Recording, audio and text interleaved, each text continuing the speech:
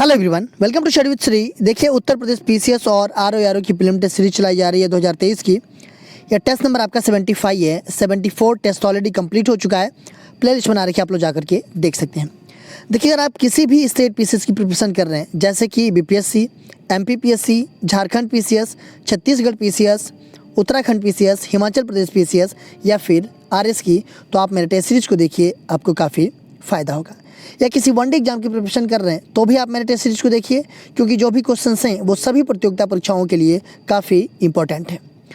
देखिए, जो लोग फर्स्ट टाइम विजिट कर रहे हैं हमारे चैनल पे, चैनल को सब्सक्राइब कर लें। सब्सक्राइब करने के बाद से बेल आइकन को प्रेस कर लें कि मेरी जब भी वीडियो आए तो उनको नोटिफिकेशन मिल जाए। देखिए, बहुत सारे लोग पूछते रहते हैं कि सर टेस्ट नंबर 1 से कहाँ मिलेगा, और हर एक वीडियो में मैं बताता हूँ कि टेस्ट नंबर 1 से कहाँ मिलेगा। आप मेरे चैनल पे जाएंगे तो वहाँ पे एक प्लेलिस्ट है उत्तर प्रदेश पीसीएस 2023 का। वहाँ पे जो कि टेस्ट नंबर 1 से टेस्ट नंबर 75 तक मिल जाएगा। तो जिन लोगों ने अभी तक देखा नहीं है वो स्टार्ट करेंगे टेस्ट नंबर 1 से और 75 तक देखेंगे, क्योंकि मैक्सिमम क्वेश्चन जो है कि उनका रिविजन हो जाएगा। ठीक है, तो स्टार्ट करते हैं। फर्स्ट क्वेश्चन है, एनीरायड बैरोमीटर का प्रयोग किया जा सकता है ताप परिसर मापने में, सापेक्षिक आर्द्रता मापने हेतु, ऊंचाई मापने हेतु, अपेक्षिक आर्द्रता मापने हेतु। पूछा जा रहा है कि एनीरायड बैरोमीटर का प्रयोग जो है कि किया जा सकता है। देखिए, एनीरायड बैरोमीटर जो है ना, इससे वायु दाब मापा जाता है और इसकी सहायता से ऊंचाई का निर्धारण किया जा सकता है। ठीक है, तो ये हो जाएगा आपका सी ऑप्शन, ऊंचाई मापने हेतु। पादप एंजाइमों एवं उससे संबंधित अंगों का गलत समूह है। टाइलिन लार ग्रंथियाँ, पेप्सिन अमाशय, माल्टेज बड़ी आंत, ट्रिप्सिनोजेन पित्ताशय। पूछा जा रहा है कि पादप एंजाइमों और उससे संबंधित अंगों का गलत युग्म बताना है। अगर हम बात कर रहे हैं टाइलिन एंजाइम की, तो ये जो है कि लार ग्रंथि से संबंधित है। ठीक है, बात करें हम पेप्सिन की तो ये अमाशय से संबंधित है। बात करें हम माल्टेज की तो ये बड़ी आंत से संबंधित है। और हम बात करें ट्रिप्सिनोजेन की तो ये पित्ताशय से नहीं। देखिए, ये जो है कि एंजाइम अग्नाशय से स्रावित होता है। ठीक है, देखिए, एंजाइम वस्तुतः प्रोटीन होते हैं, जैव उत्प्रेरक के रूप में जैव रासायनिक क्रियाओं को उत्प्रेरित करते हैं, मतलब कि उनकी गति को बढ़ाते हैं। ठीक है, तो ये हो जाएगा आपका डी ऑप्शन। निम्न में से कौन सी फसल सोलेनेसी कुल से संबंधित नहीं है? टमाटर, मिर्च, बैगन, फूल गोभी। पूछा जा रहा है कौन सी फसल जो है सोलेनेसी कुल से संबंधित नहीं है। देखिए, सोलेनेसी कुल से संबंधित कौन कौन है, तो यहाँ पे आपका टमाटर है, मिर्च है, बैगन है, ये सब आपके सोलेनेसी कुल से संबंधित है। सोलेनेसी कुल फसल के ये हैं। लेकिन अगर हम बात करें फूल गोभी की तो ये जो है कि आपका क्रूसीफेरी कुल से संबंधित है। ये तो ये हो जाएगा आपका डी ऑप्शन। फसलों एवं उनके वनस्पतिक नाम का गलत युग्म बताइए। प्याज, एलियम सैपा, मिर्च, कैप्सिकम स्पीसीज, सलजम, डॉकस कैरोटा, गाजर, डॉकस कैरोटा। देखिए, फसलों और उसके वनस्पतिक नाम का गलत युग्म बताना है। ठीक है, प्याज का वनस्पतिक नाम क्या होता है, तो एलियम सैपा होता है। ठीक है, मिर्च का वनस्पति नाम कैप्सिकम स्पीसीज होता है। सलजम का वनस्पतिक नाम क्या होता है, तो देखिए, सलजम का वनस्पतिक नाम डॉकस कैरोटा नहीं होता है, इसका वनस्पतिक नाम जो है कि बेसिका रेपा है। सलजम का वनस्पति नाम क्या है, बेसिका रेपा। और गाजर का वनस्पतिक नाम क्या है, डॉकस कैरोटा। तो इसमें गलत पूछा जा रहा है, तो गलत कौन सा हो जाएगा, तो ये सी ऑप्शन हो जाएगा। निम्न में से कौन सा युग्म सुमेलित नहीं है? तिलैया परियोजना, बराकर नदी, मंडी परियोजना, ब्यास नदी, कोलदाम परियोजना, सतलुज नदी, फरक्का परियोजना, चंबल नदी। इसमें से आपको सुमेलित नहीं है कौन सा, ये पूछा जा रहा है। देखिए, तिलैया परियोजना, अगर हम बात करें तिलैया परियोजना की तो ये बराकर नदी पे है। कहाँ पे, झारखंड में है। ठीक है, मंडी परियोजना ये कहाँ पे है, तो ये ब्यास नदी पे है, हिमाचल प्रदेश में। कोलदाम परियोजना की अगर हम बात करें तो ये सतलज नदी पे है, हिमाचल प्रदेश में। और फरक्का परियोजना की हम बात करें तो फरक्का परियोजना चंबल नदी पे नहीं है। किस नदी पे है, तो ये गंगा नदी पे है। कहाँ पे, पश्चिम बंगाल में। तो ये हो जाएगा आपका डी ऑप्शन। निम्न में से गलत युग्म पहचानिए। राष्ट्रीय जल मार्ग संख्या 1 इलाहाबाद व हल्दिया के मध्य स्थित है। राष्ट्रीय जल मार्ग संख्या 3 काकीनाडा व पुदुचेरी के मध्य स्थित है। राष्ट्रीय जल मार्ग संख्या 2 सदिया व धुबरी के मध्य स्थित है। एंड राष्ट्रीय जल मार्ग 1 की लंबाई जो है कि 1620 किलोमीटर है। इसमें से आपको गलत युग्म बताना है, ठीक है। देखिए, जो राष्ट्रीय जल मार्ग संख्या 1 है, ये जो है कि इलाहाबाद व हल्दिया के मध्य स्थित है। राष्ट्रीय जल मार्ग 3 की अगर हम बात करें तो ये जो है कि काकीनाडा व पुदुचेरी के मध्य अवस्थित नहीं है। देखिए, राष्ट्रीय जल मार्ग संख्या जो 3 है, ये आपका कोट्टापुरम से कोल्लम तक ये है, ठीक है। तो यही आपका क्या है, गलत है। और राष्ट्रीय जल मार्ग संख्या 2 ये सदिया व धुबरी के मध्य है। और जो राष्ट्रीय जल मार्ग 1 है, इसकी लंबाई कितनी है, 1620 किलोमीटर है, इलाहाबाद से लेकर के हल्दिया तक, ठीक है। तो गलत कौन सा है, तो ये बी ऑप्शन। गलत युग्म पहचानिए। एकीकृत ग्रामीण विकास कार्यक्रम 1978, राष्ट्रीय साक्षरता मिशन 1988, मध्याह्न भोजन योजना 15 अगस्त 1995, प्रधानमंत्री रोजगार योजना 2 अक्टूबर 1995। इसमें से भी आपको गलत युग्म बताना है, ठीक है। एकीकृत ग्रामीण विकास कार्यक्रम ये कब शुरू किया गया था, तो 1978 में शुरू किया गया था। राष्ट्रीय साक्षरता मिशन की अगर हम बात करें तो ये 1988 में शुरू किया गया था। मध्याह्न भोजन योजना जो मिड डे मील है, इसकी शुरुआत जो है कि 15 अगस्त 1995 में किया गया था। और प्रधानमंत्री रोजगार योजना की शुरुआत जो है कि 2 अक्टूबर 1993 में इसको लॉन्च किया गया था, ठीक है। तो ये हो जाएगा आपका डी ऑप्शन गलत है। निम्नलिखित ऊर्जा स्रोतों में से कौन पर्यावरणीय प्रदूषण नहीं उत्पन्न करता। नाभिकीय ऊर्जा, सौर ऊर्जा, पेट्रोलियम ऊर्जा, कोयला ऊर्जा। देखिए, ये पूछा जा रहा है कि कौन सा ऊर्जा स्रोत जो है पर्यावरणीय प्रदूषण नहीं उत्पन्न करता है। देखिए, नाभिकीय ऊर्जा ये भी प्रदूषण उत्पन्न करता है, ठीक है। सौर ऊर्जा की हम बात करें तो सौर ऊर्जा ये प्राकृतिक है, जिससे कोई भी प्रदूषण उत्पन्न नहीं होता है। पेट्रोलियम, इससे भी प्रदूषण उत्पन्न होता है। और कोयला से भी प्रदूषण उत्पन्न होता है। तो पर्यावरण प्रदूषण नहीं उत्पन्न होता है किससे, ये सौर ऊर्जा से। ये बी ऑप्शन आपका सही है। आइंस्टाइन को निम्न में से उनके किस सिद्धांत के लिए नोबेल पुरस्कार दिया गया था। सापेक्षता के सिद्धांत के लिए, प्रकाश विद्युत के सिद्धांत के लिए, विशिष्ट ऊष्मा के सिद्धांत के लिए, ब्राउनियन गति के सिद्धांत के लिए। देखिए, जो आइंस्टीन है, इनको जो है कि किस सिद्धांत के लिए नोबेल पुरस्कार दिया गया था, किस सिद्धांत के लिए दिया गया था, तो देखिए, इनको 1921 में आइंस्टाइन को प्रकाश विद्युत के सिद्धांत के लिए नोबेल पुरस्कार दिया गया। मतलब भौतिक में जो है कि इनको 1921 में नोबेल पुरस्कार मिला है, किसके वजह से, तो ये जो है कि इनका प्रकाश विद्युत के सिद्धांत के लिए, ठीक है। तो ये हो जाएगा आपका बी ऑप्शन। निम्नलिखित में कौन भारत का सबसे ऊंचा जलप्रपात है। जोग जलप्रपात, कुंचिकल जलप्रपात, राकीम कुंड जलप्रपात, केवती जलप्रपात। पूछा जा रहा है कि भारत का सबसे ऊंचा जलप्रपात कौन सा है। कौन सा है भारत का सबसे ऊंचा जलप्रपात, तो वो है आपका कुंचिकल जलप्रपात। देखिए, ये कर्नाटक के शिमोगा जिले में वराही नदी पर बनाया गया, वराही नदी द्वारा ये बनाया गया है। और इसकी ऊंचाई कितनी है, तो इसकी ऊंचाई जो है कि 455 मीटर है, ठीक है। जोग जलप्रपात की अगर हम बात करें तो ये कर्नाटक में शरावती नदी पे है। राकीम कुंड जलप्रपात की अगर हम बात करें तो ये रोहतास बिहार में गायघाट नदी पे है। और केवती जलप्रपात जो है कि आपका मध्य प्रदेश में रीवा जिला में है ये, और महाना नदी पर है ये।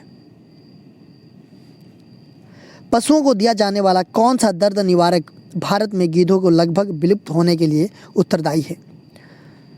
आइब्रूपोफेन, एसिटामिनोफेन, एस्प्रिन, डाइक्लोफिनेन।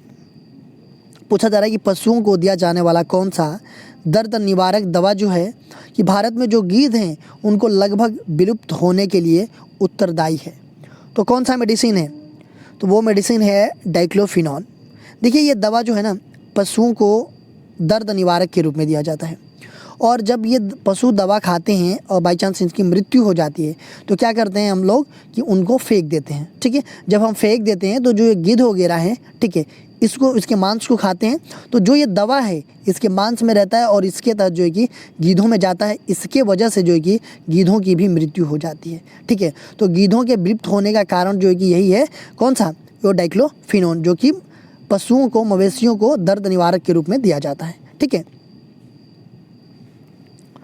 भारत का वह कौन सा स्थान है जहां बंगाल की खाड़ी, अरब सागर तथा हिंद महासागर मिलते हैं? नागरकोइल, कन्याकुमारी, इंदिरा पॉइंट, रामेश्वरम। वह कौन सा स्थान है जहां पे बंगाल की खाड़ी, अरब सागर तथा हिंद महासागर ये तीनों मिलते हैं? वो कौन सा है? तो देखिए, भारत के मुख्य भूमि की दक्षिणी सीमा पर तमिलनाडु राज्य में स्थित है क्या? कन्याकुमारी। ठीक है, यह वह स्थान है जहाँ पे बंगाल की खाड़ी, अरब सागर तथा हिंद महासागर मिलते हैं, आपस में मिलते हैं यहाँ पे। ठीक है, तो ये हो जाएगा आपका बी ऑप्शन। निम्नलिखित में से किन राज्यों से होकर कर्क रेखा गुजरती है? राजस्थान, मिजोरम, त्रिपुरा, छत्तीसगढ़। इसमें से जो है कि पूछा जा रहा है कि किन राज्यों से होकर के कर्क रेखा गुजरती है। देखिए, अगर हम बात करें कर्क रेखा की, तो कर्क रेखा जो है कि भारत के बीचों बीच 8 राज्यों से होकर के गुजरती है। कौन कौन राज्य हैं? गुजरात है, राजस्थान, मध्य प्रदेश, छत्तीसगढ़, झारखंड, पश्चिम बंगाल, त्रिपुरा एंड मिजोरम। ठीक है, तो देखिए इसमें राजस्थान भी है, मिजोरम भी है, त्रिपुरा भी है एंड छत्तीसगढ़ भी है। तो ये जो है कि हो जाएगा 1, 2, 3 एंड 4, इन सभी राज्यों से होकर के गुजरती है जो दिया गया है। तो ये होगा आपका डी ऑप्शन। निम्न कथनों पर विचार कीजिए। तीस्ता तथा दिहांग नदियाँ असम हिमालय का सीमांकन करती है। ब्रह्मपुत्र नदी हिमालय की सबसे पश्चिमी सीमा बनाती है। उपयुक्त कथनों में से कौन सा कथन सही है? देखिए, जो तीस्ता नदी है और जो दिहांग नदियाँ हैं, ये जो है कि असम हिमालय का सीमांकन करती है, बिल्कुल सही है। ब्रह्मपुत्र नदी हिमालय की सबसे पश्चिमी सीमा बनाती है। देखिए, जो ब्रह्मपुत्र नदी है ना, वो हिमालय की सबसे पूर्वी सीमा बनाती है, पश्चिमी सीमा नहीं बनाती है। तो ये तो पहला सही है, बट दूसरा क्या है? गलत है। तो इसमें हो जाएगा कि केवल एक सही है। केंद्र द्वारा प्रायोजित कमान क्षेत्र विकास कार्यक्रम की शुरुआत किस पंचवर्षीय योजना के दौरान किया गया था? 5वीं, 6ठी, 7वीं, 8वीं। यह केंद्र प्रायोजित योजना है, कमान क्षेत्र विकास कार्यक्रम। इसकी शुरुआत जो है कि किस पंचवर्षीय योजना के टाइम पे किया गया था? तो इसकी शुरुआत जो है कि 5वीं पंचवर्षीय योजना के टाइम में किया गया था, कमान क्षेत्र विकास कार्यक्रम का। ठीक है, देखिए इसका मुख्य उद्देश्य क्या है? तो इसका मुख्य उद्देश्य है कि सिंचाई साधनों का दक्षतापूर्ण उपयोग करना एवं सिंचित भूमि क्षेत्र में कृषि उत्पादन बढ़ाना था। देखिए, ये हुआ कि 2004 में कमान क्षेत्र विकास कार्यक्रम को पुनर्गठित करके इसका जो है कि नामकरण क्या कर दिया गया? कमान क्षेत्र विकास तथा जल प्रबंधन कार्यक्रम कर दिया गया। ठीक है, देखिए जो 5वीं पंचवर्षीय योजना है, 5वीं पंचवर्षीय योजना का टाइम ड्यूरेशन रहा है 1974 से 79 तक, लेकिन 78 में ही जनता पार्टी की सरकार बनी और ये जो है कि 78 में ही इसको बंद कर दिया गया। ठीक है, निम्न में से कौन सुमेलित नहीं है? गंगा, वाराणसी, गोमती, सुल्तानपुर, कोसी, गोरखपुर, सरयू, अयोध्या। पूछा जा रहा है कि सुमेलित नहीं है। देखिए, वाराणसी किस नदी के किनारे सिचुएटेड है? तो गंगा नदी के किनारे। सुल्तानपुर ये गोमती नदी के किनारे सिचुएटेड है। गोरखपुर किस नदी के किनारे सिचुएटेड है? तो गोरखपुर है आपका, ये कोसी नदी के किनारे नहीं सिचुएटेड है, ये गोरखपुर राप्ती नदी के किनारे सिचुएटेड है। तो ये गलत है। और अयोध्या जो है कि सरयू नदी के किनारे सिचुएटेड है। तो इसमें सुमेलित नहीं है, कौन सा? ये सी ऑप्शन। निम्न में से कौन सुमेलित है? झील अवस्थिति, लोनार मध्य प्रदेश, नक्की गुजरात, कोलेरू आंध्र प्रदेश, पुलिकट केरल। पूछा जा रहा है कि कौन सुमेलित है, पूछा जा रहा है। ठीक है, तो देखिए अगर हम बात करें लोनार झील की, तो ये कहाँ पे है? मध्य प्रदेश में नहीं है। ये कहाँ पे है? तो ये महाराष्ट्र में है। नक्की झील की अगर हम बात करें तो ये गुजरात में नहीं है, ये जो है कि राजस्थान में है। कोलेरू झील ये कहाँ पे है? तो ये जो है कि आंध्र प्रदेश में है। और पुलिकट झील ये कहाँ पे है? तो ये पुलिकट झील जो है कि आपका आंध्र प्रदेश और तमिलनाडु के ये आंध्र प्रदेश और तमिलनाडु में है ये पुलिकट झील, ठीक है। तो केवल सही कौन सा है ये? C option. निम्नलिखित में से कौन सा एक स्थान भारतीय मानक समय यमोत्तर के सबसे नज़दीक स्थित है? बिलासपुर, फैजाबाद, कोरापुट, मिर्ज़ापुर।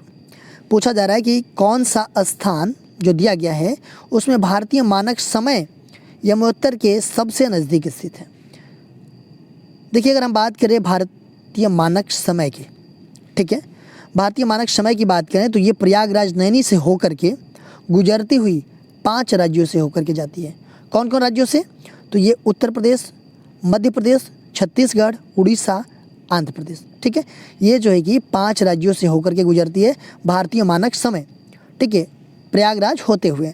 तो प्रयागराज हुआ या नैनी हुआ, उससे नज़दीक इसमें से कौन सा है? तो ये हो जाएगा आपका मिर्ज़ापुर। तो ये होगा आपका डी ऑप्शन।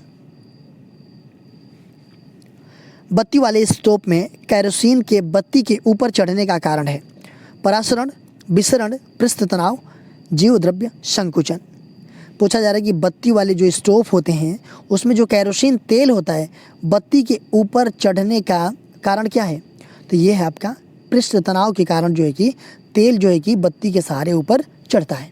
देखिए, पृष्ठ तनाव होता क्या है? तो पृष्ठ तनाव जो है कि किसी द्रव का वह विशेष गुण है जिसके कारण उसका मुक्त पृष्ठ एक खींची हुई प्रत्यास्थ झिल्ली के भांति व्यवहार करता है तथा कम से कम क्षेत्रफल घेरने का प्रयत्न करता है। द्रव के इसी गुण को हम क्या कहते हैं? पृष्ठ तनाव कहते हैं, ठीक है। तो ये हो जाएगा आपका सी ऑप्शन। सूची फर्स्ट को सूची सेकंड से सम्मिलित कीजिए तथा सूचियों के नीचे दिए गए कूट का उपयोग करके सही उत्तर का चयन कीजिए। देखिए, सूची फर्स्ट में कुछ बैराज का नाम दिया गया है और सूची सेकंड में उसकी अवस्थिति दी गई है। अगर हम बात करें हिंडन बैराज की, तो हिंडन बैराज जो है कि आपका कहाँ पे है? तो ये गाजियाबाद में है। गोकुल बैराज कहाँ पे है? तो ये आपका मथुरा में है। शारदा बैराज कहाँ पे है? तो ये लखीमपुर खीरी में है। और गोमती बैराज कहाँ पे है? तो ये आपका लखनऊ में है। तो ये हो जाएगा आपका 4321। 4321 कौन सा है? 4321 ये हो जाएगा आपका डी ऑप्शन। देखिए, क्वेश्चन पूछा गया था आप लोगों से पिछले वीडियो में, इसका आंसर आप लोगों को कमेंट बॉक्स में देना था कि समुद्र तल पर पृथ्वी के केंद्र के सबसे निकट स्थान है? कर्क रेखा, भूमध्य रेखा, मकर रेखा, उत्तरी ध्रुव। पूछा जा रहा है कि समुद्र तल पर पृथ्वी के केंद्र के सबसे निकट स्थान कौन सा है? कौन सा है? तो वो है आपका उत्तरी ध्रुव। देखिए, अगर हम बात करें पृथ्वी के केंद्र की, तो पृथ्वी के केंद्र से सबसे निकटतम बिंदु उत्तरी ध्रुव के पास है। अंटार्कटिका महासागर की तली में 4 किलोमीटर की गहराई पर है, जो कि पृथ्वी के केंद्र से ये जो है कि 6353 किलोमीटर की दूरी पर स्थित है ये। तो ये हो जाएगा आपका डी ऑप्शन। आज का क्वेश्चन देख लेते हैं कि मनुष्य में आवश्यक अमीनो अम्लों की संख्या होती है 10, 20, 23, 18। मनुष्य में आवश्यक अमीनो अम्लों की संख्या कितनी होती है? इसका आप लोग आंसर कमेंट बॉक्स में दीजिएगा। इसका आंसर मैं नेक्स्ट वीडियो में आप लोगों को बताऊंगा। देखिए, आप मेरे चैनल को सब्सक्राइब कर लीजिए। सब्सक्राइब करने के बाद से बेल आइकन को प्रेस कर लीजिए कि जब भी वीडियो आए तो आपको नोटिफिकेशन मिल जाए। मेरा दूसरा चैनल है श्री GS पॉइंट, आप इसको भी सब्सक्राइब कर लीजिए। फेसबुक पर मेरा पेज है स्टडी विद श्री के नाम से और इंस्टाग्राम पे हमारी आईडी है study with Shri 25 Shri GS point and Telegram पे हमारा चैनल है स्टडी विद श्री। इन सब सारे का लिंक आपको डिस्क्रिप्शन में मिल जाएगा, वहाँ पे क्लिक करते आप यहाँ पे कनेक्ट हो जाएंगे। तो दोस्तों, इन सब सारे जगहों से कनेक्ट हो जाइए क्योंकि इन सब सारे जगहों से स्टडी से रिलेटेड चीज़ें पोस्ट की जाती है जिससे आप लोगों को फ़ायदा पहुँच सकता है। दोस्तों, वीडियो अच्छी लगती है तो एक लाइक कर दिया कीजिए, एक अच्छा सा कमेंट्स कर दिया कीजिए। अगर वीडियो अच्छी नहीं लगती है तो आप लोग डिसलाइक कर दिया कीजिए और कमेंट बॉक्स में मुझे बताइए कि डिसलाइक क्यों किया। वीडियो देखने के लिए धन्यवाद।